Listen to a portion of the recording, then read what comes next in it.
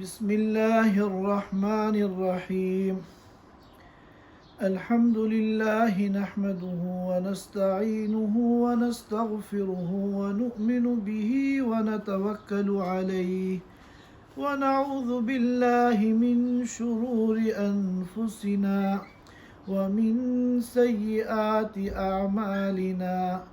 من يهده الله فلا مضل له ومن يضلله فلا هادي له ونشهد أن لا إله إلا الله وحده لا شريك له ونشهد أن سيدنا وحبيبنا ومولانا محمدا عبده ورسوله صلى الله تعالى عليه وعلى آله وأصحابه وبارك وسلم تسليما كثيرا كثيرا.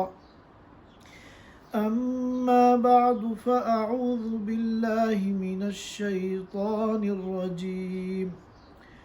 والسماء ذات الرجع والأرض ذات الصدع إنه لقول فصل وما هو بالهزل إنهم يكيدون كيدا وأكيد كيدا فمهل الكافرين أمهلهم رويدا. صدق اللہ العظیم. حضرات سامعین کرام، پچھلے ہفتے ہم لوگوں نے سورۃ الطارق کی تفسیر شروع کی تھی اور ابتدائی 10 آیتوں پر ہم لوگوں نے گفتگو کی تھی. آج آخری چند آیتیں جو باقی رہ گئی تھیں، انشاءاللہ ہم ان کے ترجمے کو، مفہوم کو اور تفسیر کو آج کی اس مجلس میں سمجھنے کی کوشش کریں گے. سب سے پہلے ہم ان آیتوں کا ترجمہ سن لیتے ہیں. اللہ تعالیٰ فرماتے ہیں وَالسَّمَاءِ ذَاتِ الرَّجْعِ، قسم ہے آسمان کی جو بارش والا ہے، وَالْأَرْضِ ذَاتِ الصَّدْعِ، اور قسم ہے زمین کی جو پھٹنے والی ہے، اِنَّهُ لَقَوْلٌ فَصْلٌ، بے شک یہ قرآن ایک فیصلہ کن دو ٹوک بات ہے. وَمَا هُوَ بِالْهَزْلِ، اور یہ کوئی ہنسی مذاق نہیں ہے. اِنَّهُمْ يَكِيدُونَ كَيْدًا، بے شک یہ لوگ دشمنان اسلام، مشرکین مکہ بڑی چالیں چل رہے ہیں. وَأَكِيدُ كَيْدًا، اور میں بھی بھرپور تدبیر کر رہا ہوں. فَمَهِّلِ الْكَافِرِينَ، لہٰذا اے نبی آپ کافروں کو مہلت دے دیجئے، آپ کافروں کو چھوٹ دے دیجئے. کیا مطلب؟ امہلہم رویدا، کچھ دنوں کے لیے ان کو ان کے حال پر چھوڑ دیجئے. ایک مرتبہ اور ہم ترجمہ سن لیتے ہیں. اللہ تعالیٰ فرماتے ہیں وَالسَّمَاءِ ذَاتِ الرَّجْعِ، قسم ہے آسمان کی جو بارشوں والا ہے، وَالْأَرْضِ ذَاتِ الصَّدْعِ، قسم ہے زمین کی جو پھٹنے والی ہے. اِنَّهُ لَقَوْلٌ فَصْلٌ، بے شک یہ قرآن فیصلہ کن اور دو ٹوک بات ہے. وَمَا هُوَ بِالْهَزْلِ، اور یہ کوئی ہنسی مذاق کی بات یعنی کوئی غیر سنجیدہ بات نہیں ہے. इन्नहुम यकीदून कैदा, ये दुश्मनान बड़ी तदबीरें कर रहे हैं, चालें चल रहे हैं, खुफिया प्रोपिगंडे कर रहे हैं। वह अकीदु कैदा, और हम भी भरपूर तदबीर कर रहे हैं। फमहिलिल काफिरीन, लिहाजा ए नबी आप इन काफिरों को मोहलत दे दीजिए, इनको छूट दे दीजिए। अमहिलहुम रुवैदा, इनको कुछ दिनों के लिए इनके हाल पर छोड़ दीजिए। ये इन आयात मुबारका का तर्जमा है। अब हम इनकी तफसीर को समझ लेते हैं। अल्लाह ताला फरमाते हैं वस्समाइ ज़ातिर रज, समा के माना आसमान, ज़ात के माना वाला। ये ज़ात का जो लफ्ज़ आता है अरबी में इसके माना आते हैं वाला, ज़ातुल माल, माल वाला, ज़ातुल इज़्ज़ती, इज़्ज़त वाला। तो ज़ात के माना वाला, और अर्रज, रज के माना है बारिश। असल में रजा यरजिउ रुजुआन, इसके माना आते हैं अरबी में वापस आना, रिटर्न होना, वापस आना। और रजा यरजिउ रजान, ये रजान अगर मज़दर आएगा तो माना आते हैं वापस करना, किसी चीज़ को रिटर्न करना। चुनाचे कुरान में एक मौके पे आया था फंजुर माज़ा यरजिऊन, देखो ये नबी क्या जवाब मुझे लौटाते हैं। तो रज के माना आते हैं लुग़वी लौटाने के। अब सवाल ये पैदा होता है कि बारिश को रजो क्यों कहते हैं? यहाँ लौटाने के, वापस करने के, रिटर्न करने के क्या माना है? तो उलमाए लुगत ने बयान किया कि असल में ये जो बारिश बरसती है, आसमान जो बारिश बरसाता है, ये पानी आसमानों से नहीं आता, ये दर हकीकत नीचे ही का पानी ऊपर गया है, जिसको आसमान रिटर्न करता है, वापस करता है। चुनाचे कहा जाता है कि ये समंदरों से भाप उठती है, स्टीम, समंदरों से स्टीम उठती है और फिर ऊपर जाकर एक मरहले में उसको ठंडक मिलती है, फिर वो बारिश बनकर बरसती है। तो गोया के ज़मीनों ही से, समंदरों से जो भाप की शक्ल में पानी ऊपर आया था, आसमान ने उसी को रिटर्न कर दिया, वापस कर दिया बारिश की शक्ल में। तो इसलिए रज के माना जो रिटर्न करने के आते हैं लुगत में, ये लफ्ज़ रज जो है बारिश के लिए भी इस्तेमाल होता है, क्योंकि इसको जो है वापस किया गया है इस पानी को। तो वस्समाइ ज़ातिर रज, कसम है आसमान की जो बारिश वाला है। वल अर्दी ज़ातिस सदा, अर्द के माना आप जानते हैं अर्थ, ज़मीन, और ज़ात के माना मैंने बता दिया वाला। सदा के माने आते हैं सदा यसदाउ, सदान के माना फटना, किसी चीज़ का दरमियान से फट जाना और फिर वहाँ सुराख हो जाना, ये है सदा के माना। ज़मीन को फटने वाली क्यों कहा गया? क्योंकि ज़मीन जब आसमान से बारिश होती है, पानी बरसता है, तो ज़मीन फटती है और फिर ये बारिश का पानी ज़मीन के अंदर चला जाता है। एक मौका तो ज़मीन के फटने का ये है कि ज़मीन फटती है, सुराख होता है, मनफस बनता है और फिर ये पानी अंदर चला जाता है। फिर अंदर जब पानी एक वक्त गुजारता है तो फिर ज़मीन फिर दोबारा फटती है, फिर अंदर से फल نکلتے ہیں، پھول نکلتے ہیں، سبزیاں نکلتی ہیں، سبزہ نکلتا ہے، یہ ساری پیداوار پھر زمین سے ہوتی ہے۔ تو جب پانی آتا ہے تب زمین پھٹتی ہے، پانی اندر چلا جاتا ہے، پھر جب پیداوار ہونی ہوتی ہے پھر زمین پھٹتی ہے اور پھر اندر سے پیداوار سامنے آتی ہے۔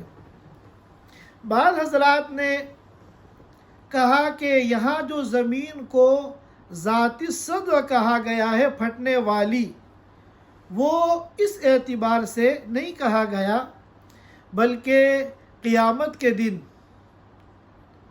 ایک موقع آئے گا جب زمین پھٹے گی اور زمین کے نیچے جو کچھ ہے بوجھ، ان سب کو زمین باہر نکال دے گی، جس کو سورۃ الزلزلہ کے شروع میں بیان کیا گیا، اذا زلزلت الارض زلزالها، جب زمین کو بری طرح جھنجھوڑ دیا جائے گا، وَأَخْرَجَتِ الْأَرْضُ أَثْقَالَهَا، اور زمین اپنے اندر سے اپنے بوجھوں کو نکال دے گی۔ ظاہر ہے زمین کے اندر سے جب بوجھ باہر آئے گا تو زمین پھٹے گی، اور زمین کے پھٹنے کے بعد اندر کا جو ہے وہ باہر آ جائے گا۔ لیکن زیادہ مشہور یہ ہے کہ یہاں جو زمین کو پھٹنے والی کہا گیا ہے وہ بارش کے اعتبار سے اور پھر پیداوار کے اعتبار سے کہا گیا ہے۔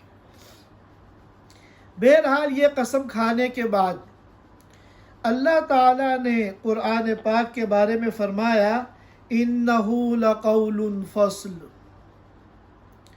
یہ قرآن جو ہے ایسی بات ہے، ایسا کلام ہے جو فیصلہ کن ہے، جس کو ہم اردو میں کہتے ہیں دو ٹوک۔ جو بات بالکل کلیئر ہو، واضح ہو، مضبوط ہو، اس میں کوئی لچک نہ ہو، اس میں کوئی تردد اور تذبذب نہ ہو، جس میں انکار کی کوئی گنجائش نہ ہو، اس کو ہم اردو میں کہتے ہیں کہ بڑی دو ٹوک بات کہی۔ تو قرآن کے بارے میں فرمایا اِنَّهُ لَقَوْلٌ فَصْلٌ، بے شک قرآن قول فصل ہے، دو ٹوک بات ہے، فیصلہ کن بات ہے۔ وَمَا هُوَ بِالْهَزْلِ، اور پھر اسی بات کی مزید تاکید فرمائی کہ یہ ہنسی مذاق نہیں ہے، یہاں در حقیقت تردید ہے مشرکین مکہ کی، کہ انہوں نے قرآن کے بارے میں کہا تھا اِنْ هَذَا إِلَّا أَسَاطِيرُ الْأَوَّلِينَ، کہ قرآن جو ہے یہ کوئی سنجیدہ کتاب نہیں ہے، یہ کوئی معیاری کتاب نہیں ہے، بلکہ یہ تو پچھلی قوموں کے قصے اور کہانیاں ہیں، یہ تو اسٹوری بک ہے۔ جس طرح بچوں کی کتابیں ہوتی ہیں، اس میں ان کی دلچسپی کی اسٹوریاں ہوتی ہیں، قصے ہوتے ہیں، ظاہر ہے کہ وہ کوئی معیاری اور سنجیدہ اور باوقار کتاب نہیں ہوتی۔ تو یہ الزام انہوں نے قرآن پر لگایا تھا کہ یہ قرآن جو ہے یہ تو اساطیر الاولین ہے، پچھلی امتوں کے قصے اور کہانیاں ہیں۔ تو اس کی تردید ہے کہ اس کو غیر سنجیدہ سمجھنا یہ خود ایک غیر سنجیدہ حرکت ہے۔ اِنَّهُ لَقَوْلٌ فَصْلٌ، یہ فیصلہ کن اور دو ٹوک بات ہے۔ وَمَا هُوَ بِالْهَزْلِ، اور یہ کوئی ہنسی مذاق نہیں ہے۔ اس کے بعد فرمایا اِنَّهُمْ يَكِيدُونَ كَيْدًا، کَادَ یکید کیدن کے معنی آتے ہیں خفیہ تدبیر کرنا، کسی کو نقصان پہنچانے کے لیے خاموشی سے پلاننگ کرنا، یہ ہے قید۔ تو مشرکین مکہ آئے دن آپ کے خلاف خفیہ سازشیں کرتے تھے، اور اللہ تعالیٰ ان کی سازشوں کو ناکام بنانے کی تدبیریں کرتے تھے۔ اب ظاہر ہے کہ ان لوگوں کی جو چال ہے، ان کا جو مکر ہے، وہ اللہ کی تدبیر کے آگے اس کی کوئی حیثیت نہیں ہے۔ وَمَكَرُوا وَمَكَرَ اللَّهُ وَاللَّهُ خَيْرُ الْمَاكِرِينَ، انہوں نے بھی چال چلی اور اللہ نے بھی تدبیر اختیار کی۔ کامیاب کون ہوا؟ واللہ خیر الماکرین۔ اور ایک موقع پر فرمایا وَإِذْ يَمْكُرُ بِكَ الَّذِينَ كَفَرُوا، 9ویں پارے کے آخر میں یہ آیت ہے وَإِذْ يَمْكُرُ بِكَ الَّذِينَ كَفَرُوا لِيُثْبِتُوكَ أَوْ يَقْتُلُوكَ أَوْ يُخْرِجُوكَ وَيَمْكُرُونَ وَيَمْكُرُ اللَّهُ وَاللَّهُ خَيْرُ الْمَاكِرِينَ۔ اے نبی یاد کیجیے اس وقت کو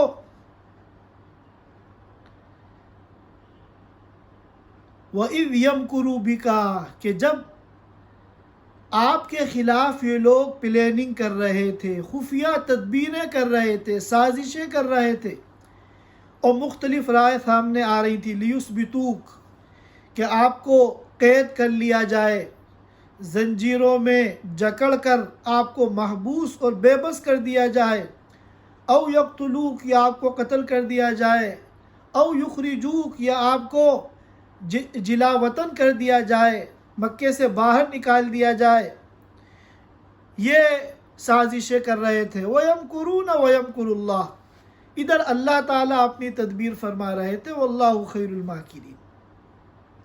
بہرکیف روایتوں سے معلوم ہوتا ہے کہ جب کئی ایمان والوں کے قافلے ہجرت کر کے مکہ مکرمہ سے چلے گئے تو ان مشرکین مکہ کو یہ خیال آیا کہ کہیں یہ بھی یہاں سے ہجرت کر کے نہ چلے جائیں۔ اس وقت تو ہماری نگاہوں کے سامنے ہے، اگر یہ یہاں سے چلے جائیں گے اور ان کو کوئی محفوظ جگہ مل گئی اور وہاں ان کو اپنے معاون اور مددگار مل گئے تو پھر یہ اتنی بڑی طاقت بن جائیں گے کہ پھر ہمارے بس میں نہیں رہے گا ان کو قابو میں کرنا۔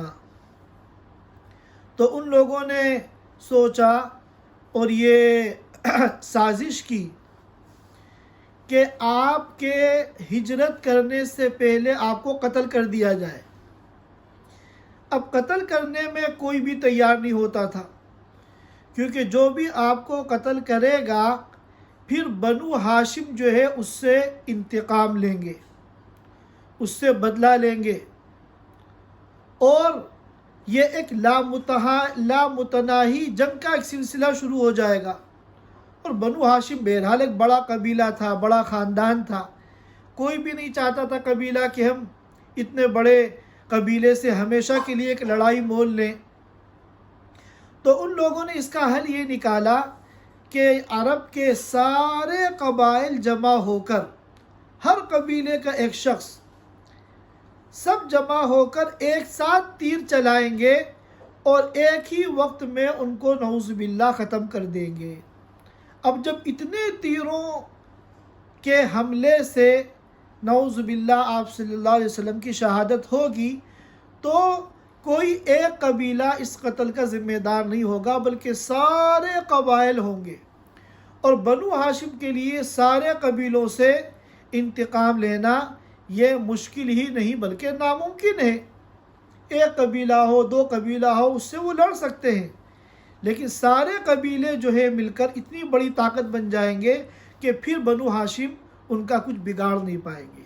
تو ادھر تو وہ یہ تدبیریں کر رہے تھے آپ کو قتل کرنے کی، ادھر اللہ تعالیٰ نے آپ کو ہجرت کا حکم دیا اور خاموشی سے حضرت ابوبکر صدیق رضی اللہ تعالیٰ عنہ کے ساتھ آپ نے ہجرت کی۔ ان کو شک ہوا، اندازہ ہوا کہ آپ نکل گئے ہیں، انہوں نے آپ کو تلاش کرنے کے لیے لوگوں کو دوڑایا کہ جہاں بھی راستے مل جائے ان کو قتل کر دو، اور آپ جس غار میں چھپے ہوئے تھے اس غار تک وہ لوگ آئے، لیکن اللہ نے اس طرح ان کی آنکھوں پہ پردے ڈالے کہ وہ آپ کو کوئی نقصان نہیں پہنچا سکے اور آپ خیریت کے ساتھ عافیت کے ساتھ مدینہ منورہ پہنچ گئے۔ انہم یکیدون کیدا و اکید کیدا، کہ یہ تدبیریں کر رہے ہیں، خفیہ سازشیں کر رہے ہیں، وہ اکید کیدا، اور ہم بھی بھرپور تدبیر کر رہے ہیں۔ اللہ کی تدبیر کیا ہے؟ ان کی سازش کو ناکام بنانا۔ چنانچہ اللہ نے ان کی سازش کو ناکام بنا دیا، اور آپ صلی اللہ علیہ وسلم پورے کفار مکہ کی کوششوں کی سازشوں کے باوجود خیریت کے ساتھ مدینہ منورہ پہنچ گئے۔ پھر اللہ تعالیٰ فرماتے ہیں فَمَهِلِ الْكَافِرِينَ، اے نبی آپ ان کافروں کو مہلت دیجئے، ان کو تھوڑی سی چھوٹ دے دیجئے۔ کیا مطلب؟ امہلہم رویدا، ان کو کچھ دنوں کے لیے ان کے حال پہ چھوڑ دیجئے۔ آپ کا کام تبلیغ کرنا ہے، آپ نے اپنے اس فریضے کو پورا کر لیا، اب آگے ان کو ہدایت دینی ہے یا ان کو گمراہ رکھنا ہے، ان کو عذاب دینا ہے یا ان کے عذاب کو مؤخر کرنا ہے، یہ سب اللہ کا کام ہے۔ چنانچہ علماء کرام نے فرمایا کہ اس میں جو داعی ہیں، مبلغ ہیں، ان کے لیے بھی ایک پیغام ہے کہ ایک حد تک کسی کو دعوت دو، تبلیغ کرو، اس پر محنت کرو، اور پھر ہمارا کام ہے صبر کرنا، اس کو ہدایت دینا، یہ اللہ کا کام ہے۔ لہذا پھر ان کو مہلت دو، موقع دو، اب اللہ کا فیصلہ اپنا کام کرے گا۔ اللہ تعالیٰ کا فیصلہ ہدایت کا ہے، اللہ اس کے دل کو بدل دیں گے، اور اللہ کا فیصلہ اس کے حق میں گمراہی کا ہے تو اللہ اس کو گمراہ رکھیں گے۔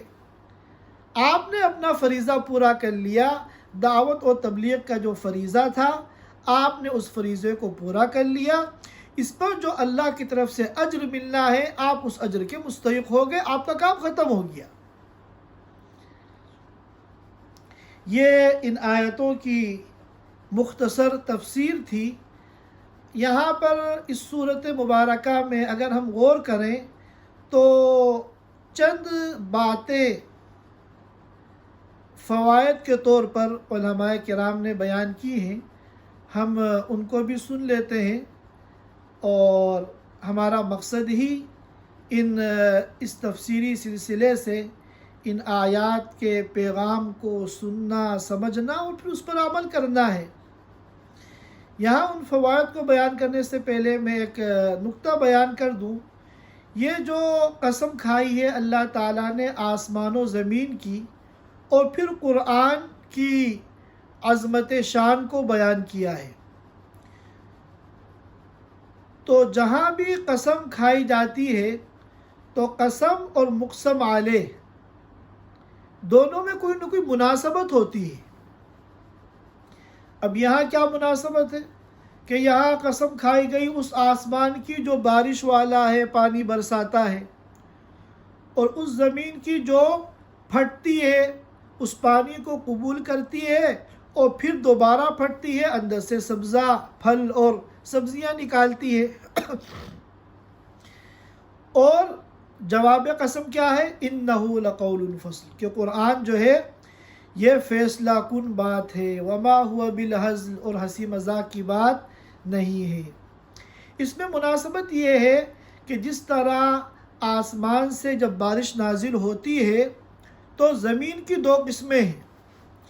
بعض زمین جو ہوتی ہیں وہ بنجر ہوتی ہیں، سخت ہوتی ہیں، وہ نہ اس پانی کو قبول کرتی ہیں اور نہ کوئی وہ سبزہ اور پھل وغیرہ اگاتی ہیں، اور بعض زمینیں وہ ہوتی ہیں جو نرم ہوتی ہیں، وہ اس بارش کے پانی کو ایکسیپٹ کرتی ہیں اور پھر طرح طرح کی نعمتیں ان سے نکل کر وجود میں آتی ہیں۔ تو اسی طرح قرآن کا معاملہ ہے۔ قرآن تو ہر فرد بشر کو خطاب کرتا ہے، انسان کا ہر فرد قرآن کا مخاطب ہے۔ لیکن پھر انسان دو طرح کے ہیں، بعض ایسے سخت دل ہیں کہ جن کی مقدر میں شقاوت لکھی ہوئی ہے، قرآن جو ہے ان کے دل میں نہ اترتا ہے اور نہ وہ قرآن سے ہدایت حاصل کرتے ہیں۔ اور بعض وہ لوگ ہیں جن کا دل نرم ہے، ان کے دل میں اللہ نے سعادت رکھی ہے، قرآن ان کے دل میں اترتا ہے اور پھر وہ اس سے رہنمائی حاصل کرتے ہیں اور ہدایت حاصل کرتے ہیں۔ اب چند فوائد جو اس صورت مبارکہ کی روشنی میں علماء تفسیر نے بیان کیے ہیں، ہم مختصر طور پر ان کو سمجھ لیتے ہیں۔ سب سے پہلی آیت ہے والسماء والطارق۔ طارق کے معنی میں نے بیان کیے، رات میں آنے والا، اور یہاں مراد کیا ہے؟ اللہ نے خود ہی بیان کیا، النجم الثاقب، روشن ستارے جو دن میں چھپے رہتے ہیں اور رات میں وہ نمودار ہوتے ہیں، ظاہر ہوتے ہیں۔ تو طارق کے معنی ہے رات میں آنے والا۔ تو اسی لیے ایک حدیث پاک میں جن کو طارق کہا گیا ہے، کیونکہ یہ جنات جو ہوتے ہیں یہ بھی رات میں نکلتے ہیں اور انسانوں کو پریشان کرتے ہیں اور ان کی تکلیف کا باعث بنتے ہیں۔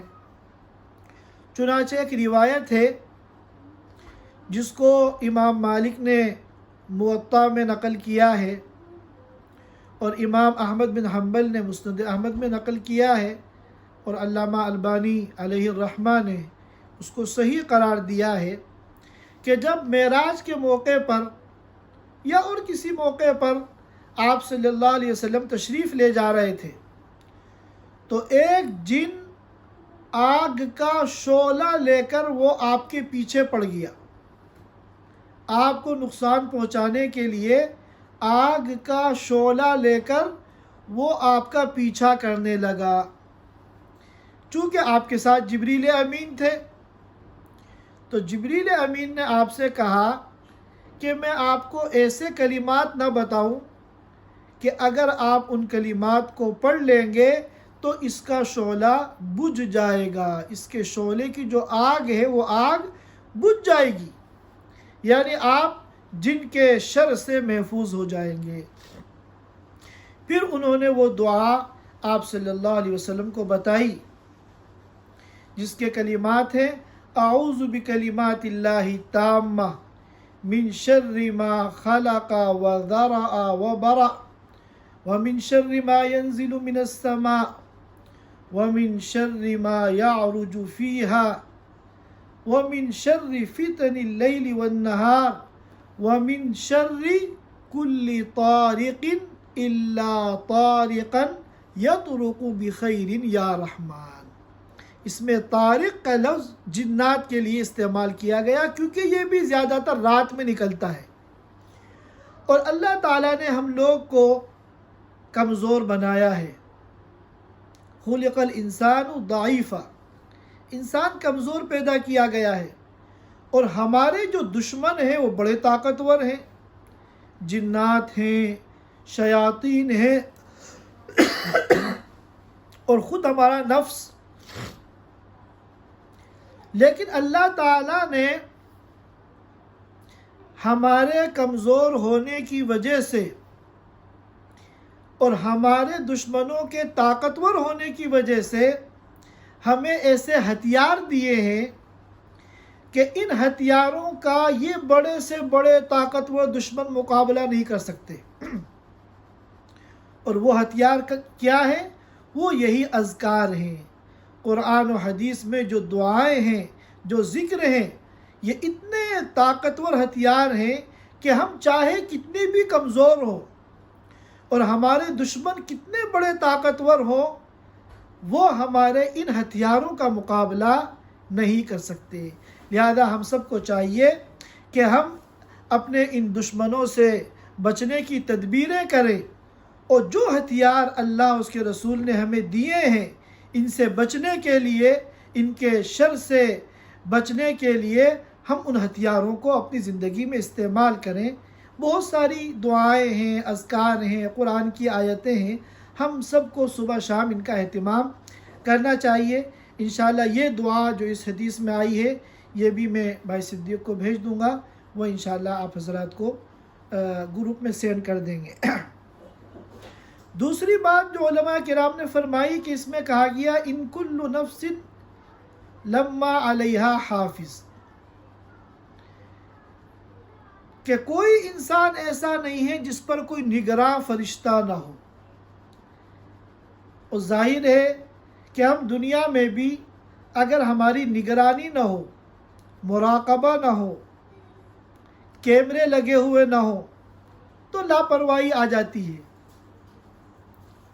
بے احتیاطی ہوتی ہے۔ لیکن جہاں مراقبہ ہو، نگرانی ہو، کیمرے لگے ہوئے ہوں، وہاں انسان بڑی احتیاط کرتا ہے اور اپنے کام کو پورے دھیان سے کرتا ہے۔ تو یاد رکھیے دنیا کا یہ مراقبہ تو اور دنیا کے جو یہ کیمرے ہیں یہ تو ایک ناقص انتظام ہے، ناقص مراقبہ ہے۔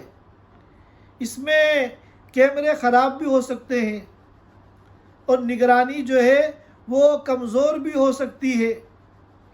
آنکھوں میں دھول جھونک کر بہت کچھ انسان کر لیتا ہے اور کر سکتا ہے، لیکن اللہ کی طرف سے جو ایک نظام قائم کیا گیا ہے، وَإِنَّ عَلَيْكُمْ لَحَافِظِينَ كِرَامًا كَاتِبِينَ يَعْلَمُونَ مَا تَفْعَلُونَ، یہ ایسا سسٹم ہے، ایسا نگرانی کا انتظام ہے کہ اس سے بچ کر کوئی نکل نہیں سکتا۔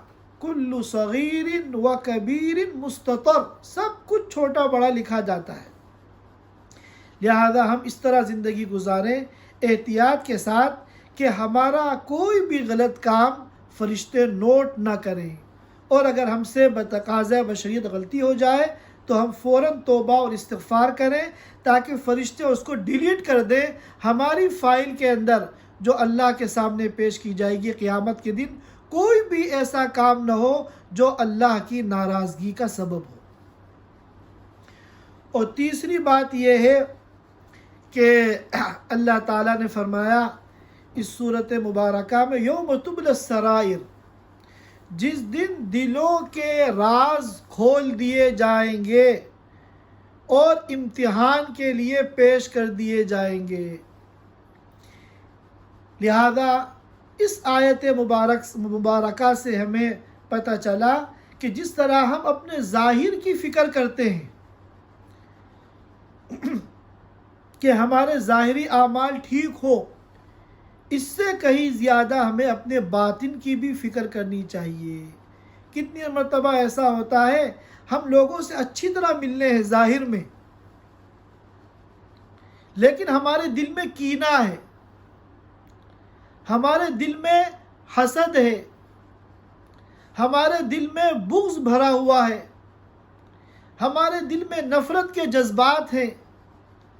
تو یہ جو باطنی گناہ ہیں اور باطنی خرابیاں ہیں، ہمیں ان کی بھی اصلاح کرنی چاہیے، کیونکہ دنیا میں تو ان پر کوئی فیصلہ نہیں ہوتا، لیکن آخرت میں یوم تبلی السرائر، اور وہاں آیا تھا اس سے پہلے وَحُصِّلَ مَا فِي الصُّدُورِ، کہ دلوں میں جو کچھ ہے اس کو بھی وہاں پیش کیا جائے گا اور حساب و کتاب میں اس کو شامل کیا جائے گا۔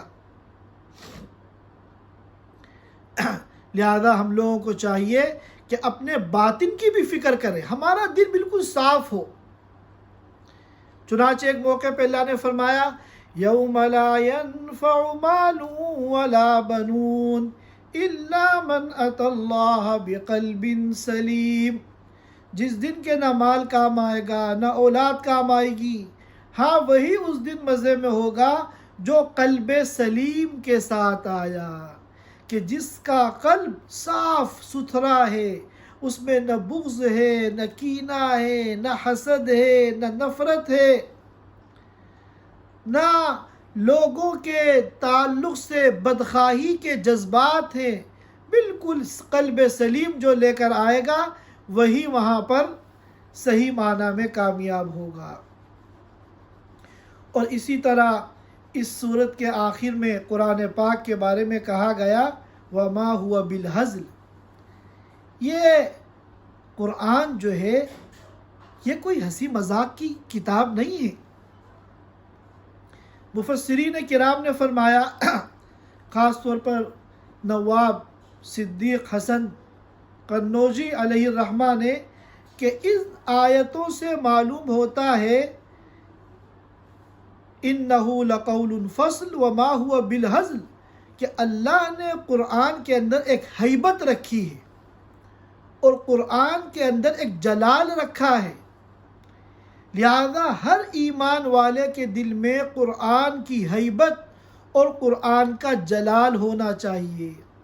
آج کل بہت سی پوسٹ ہم دیکھتے ہیں سوشل میڈیا پہ، فیس بک وغیرہ پہ، کہ ہنسی مذاق کے طور پہ قرآن کی آیتوں کو استعمال کیا جاتا ہے۔ ایک صاحب کے پاس کچھ لوگ آئے کہ باپ مر گیا ہے، اس کی بیوی ہے اور کچھ بچے ہیں، ترکہ کس طرح تقسیم ہوگا، بچوں کو کتنا ملے گا اور ماں کو کتنا ملے گا؟ تو کہنے لگے سب ماں کو ملے گا۔ پوچھا کہ یہ آپ کہاں سے مسئلہ بتا رہے ہیں؟ کہنے لگے قرآن میں ہے تبت یدا ابی لہب وتب ما اغنا عنہ مالہ وما کسب۔ ما کسب یہ عربی زبان کا لفظ ہے، اس کو انہوں نے بنا دیا ماں کا سب ماں کا ہے، تو یہ ایک قسم کا مذاق ہے۔ تو قرآن کہہ رہا ہے وما ہوا بالہزل، قرآن ہنسی مذاق کی چیز نہیں ہے، یہ ایک سنجیدہ کلام ہے، یہ دو ٹوک کلام ہے، یہ کتاب ہدایت ہے۔ حضرت علی رضی اللہ تعالیٰ عنہ کی حدیث ہے جس میں اللہ کے رسول صلی اللہ علیہ وسلم نے فرمایا تھا کہ کتاب فیہ خبر من قبلکم وحکم ما بعدکم وہو الفصل لیس بالہزل، کہ یہ ایسی کتاب ہے جس میں پچھلی امتوں کے واقعات ہیں، احوال ہیں، کارگزاریاں ہیں اور آگے آنے والے مسائل کے احکام ہیں۔ وَهُوَ الْفَصْلُ لَيْسَ بِالْهَزْلِ، اور یہ دو ٹوک بات ہے، فیصلہ کن بات ہے، ہنسی مذاق نہیں ہے۔ آگے فرمایا کہ مَن تَرَكَهُ مِن جَبَّارٍ قَسَمَهُ اللَّهُ، کہ جو قرآن کے مقابلے میں آئے گا، قرآن سے ٹکر لے گا، قرآن کی مخالفت کرے گا، اللہ تعالیٰ اس کے ٹکڑے ٹکڑے کر دیں گے۔ یہاں ایک واقعہ یاد آ گیا، تقریباً 30-40 سال پہلے ہندوستان میں ایک سیاسی لیڈر نے قرآن کے خلاف بیان دیا، بہت سخت اور گستاخانہ بیان، جس سے مسلمانوں میں بے چینی پھیل گئی، جگہ جگہ مظاہرے ہونے لگے۔